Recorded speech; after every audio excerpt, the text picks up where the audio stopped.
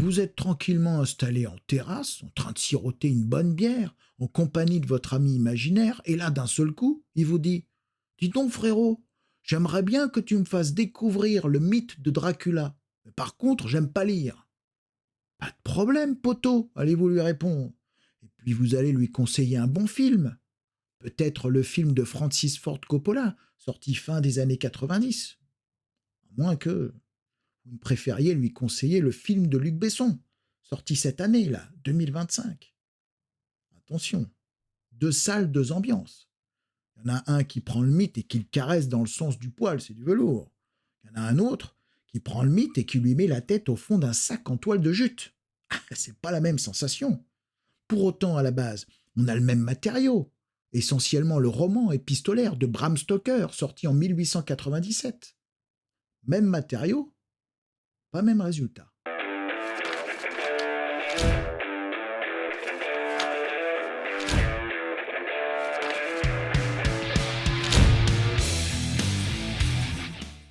Quand on s'intéresse à un jeu de rôle, souvent, un des premiers conseils qui vient de la communauté, c'est de dire, t'as envie de voir ce que ça donne en action, les thématiques, la mécanique, comment tout ça s'articule. Écoute, il y a un actual play, va donc le voir, ça te permettra de te faire une idée. Mais est-ce que c'est vraiment une bonne idée? Eh ben, je suis pas sûr.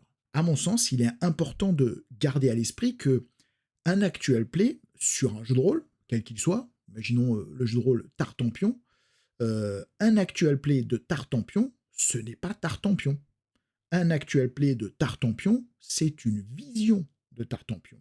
C'est une interprétation de Tartampion. C'est un possible de Tartampion. Donc, assez périlleux que de juger de la qualité d'un jeu de rôle à l'aune de l'actual play qu'on est en train de voir. Tout simplement parce que dans l'équation, le ressenti que vous avez, l'émotion que vous allez ressentir sur un actual play, le pouvoir de conviction qu'il va avoir en vous sur le fait de dire ça confirme la sensation ou au contraire ça infirme peut-être l'idée que j'avais d'un jeu de rôle, tout ça est complètement déterminé par l'expérience que vous êtes en train de regarder et peut-être la qualité ou pas que vous y retrouvez. En discutant avec des potes, on s'est rendu compte de ça, c'est que ça nous est arrivé souvent de voir un actual play d'un jeu de rôle et de se dire ouais, ok, c'est pas pour moi. Exemple, Métro, ça a été un peu ce cas-là, et d'autres jeux de rôle aussi, ça a été le cas, et je pense qu'on l'a tous vécu, de voir un actual play et puis de pas être convaincu, voire même que le soufflet retombe un petit peu sur peut-être la sensation qu'on pouvait avoir d'un jeu de rôle, ou en tout cas que ça nous envoie une image d'un jeu de rôle parce qu'on le découvre que par cet actual play qui fait qu'on va ne pas s'y intéresser. Et puis quelques temps plus tard, à l'occasion d'un salon, une visite boutique ou je dirais la découverte de cet ouvrage par un autre biais, un autre intermédiaire, un autre locuteur, un autre média, peu importe, vous allez vous dire mais en fait c'est pas mal, en fait c'est même carrément très bien. Voire je suis passé à côté d'un truc qui finalement me plaît beaucoup parce que je m'en étais fait une fausse idée au travers de l'actual play que j'avais vu. Donc très important que de bien, je dirais, mesurer la part des choses et finalement ça relève selon moi du mauvais conseil. Maintenant, j'en suis assez convaincu de dire va voir cet actual play pour te faire une idée du jeu de rôle, de ce que c'est. C'est comme dire tiens, j'ai été voir la pièce de théâtre Tartampion, prenons cette pièce de théâtre encore une fois, célèbre, hein, Tartampion, ça a été adapté en JDR, en théâtre, en série bientôt. Bref, arrêtons la blague. Vous avez l'œuvre Tartampion, d'accord? Sauf que vous allez la voir interprétée par des comédiens qui sont bofs, avec une mise en scène toute pourrie, un éclairage dégueulasse, un son dégueulasse, bref. Et à côté de ça, vous avez un collègue à vous qui va aller voir Tartampion sur une très belle scène avec une scénographie de malade, une mise en scène de ouf. Pour autant, derrière, on a la même œuvre théâtrale, on a le même bouquin, le même support, le même texte, Tartampion. Sauf que, voilà, selon que vous alliez la voir dans telle salle de théâtre ou dans telle salle de théâtre avec tel acteur ou telle mise en scène et telle mise en scène, eh bien, vous n'allez pas du tout en avoir la même captation, la même sensation. Quand certains vont pas même taper dans le texte, vont pas même retirer certains passages. Et là, on en revient aussi aux défauts de certains actual play. Et alors, peut-être même moi le premier, hein, parce que j'en fais des actual play. Donc, vous voyez, quelque part, je me balance un peu des sauts aussi. c'est que bien souvent dans l'actual play, on va dire, bah, alors, on va pas appliquer complètement les règles, d'accord? Bah, pour fluidifier tout ça. Mais en fait, quel aveu de faiblesse! C'est-à-dire qu'on est en train de dire finalement, bah, les règles, elles sont pas fluides. C'est trop long, voilà, c'est pas intéressant à jouer, ou on va les simplifier. Bah, si on les simplifie, c'est quelque part un petit aveu de faiblesse sur la qualité de ces règles-là, sur l'intérêt qu'on a à les appliquer. Vous voyez? Et je trouve ça même périlleux parce qu'on voit même du coup dans certains actual play commandés par des éditeurs, bah, des actual play où on va un peu s'arranger avec les règles, on va en ignorer une partie. Bah, non-sens pour moi.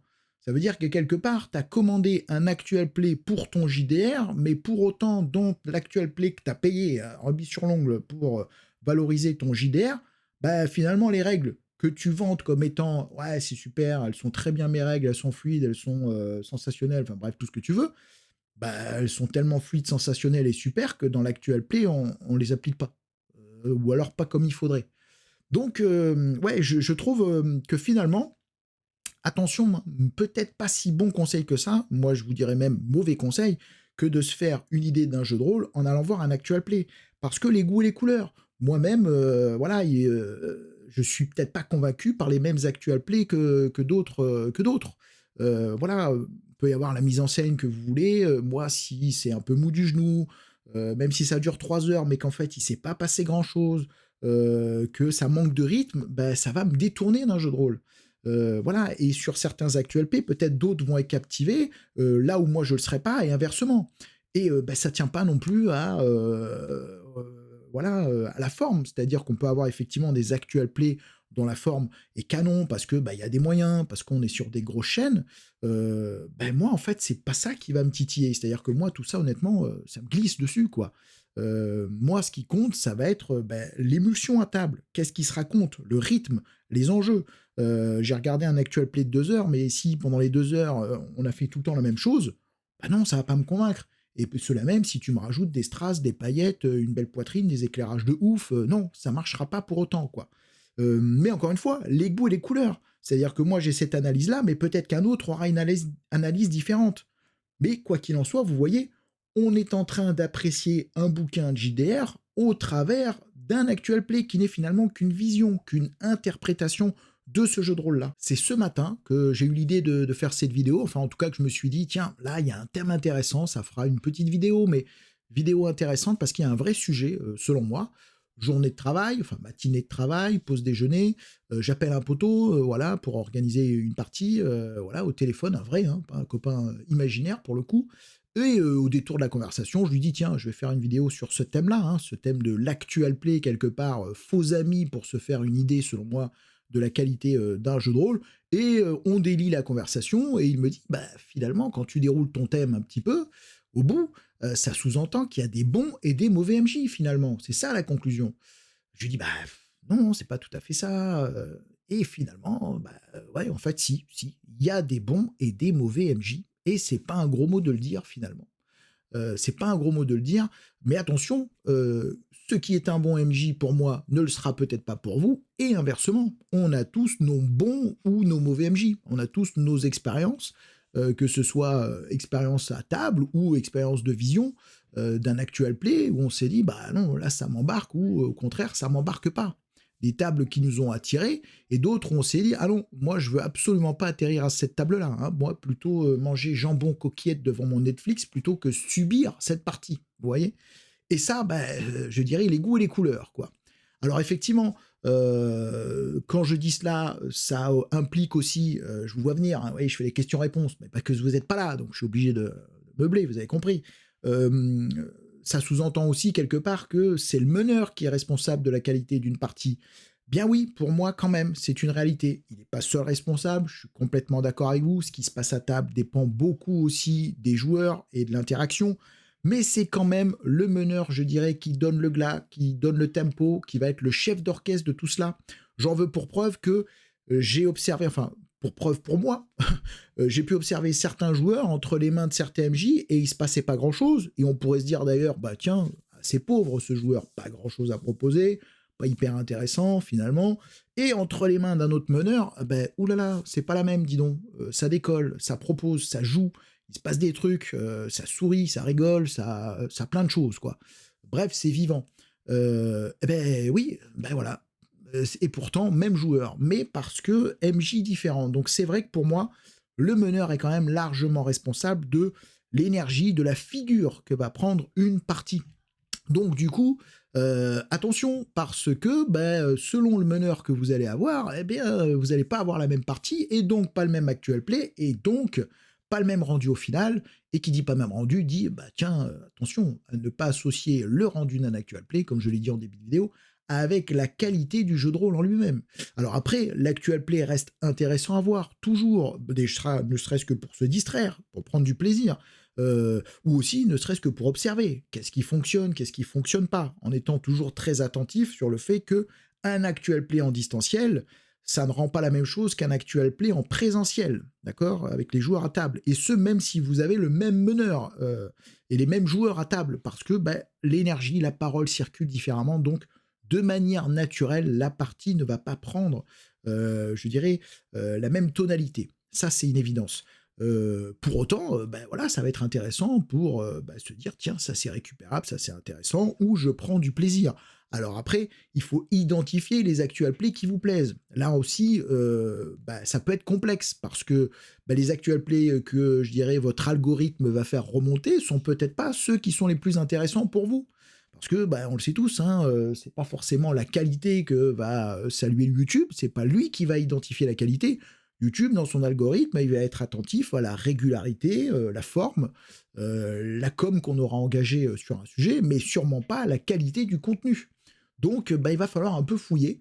Mais en tout cas, ça reste toujours très intéressant, je pense, hein, de voir des actual plays, ne serait-ce que pour se distraire, découvrir des scénarios, voir des pratiques, des manières de faire. Mais prudence, voilà, ne jugez pas, c'est la conclusion, évidemment, en tout cas ma conclusion. Ne jugeons pas un jeu de rôle à l'aune de l'actual play que l'on voit, loin s'en faut, parce que bien des fois j'ai été surpris. Voilà, j'espère que cette vidéo vous aura plu, et que l'on se retrouve bientôt pour une autre vidéo, un actual play, un billet d'humeur, une critique, on verra bien. En tout cas, je vous souhaite de belles parties.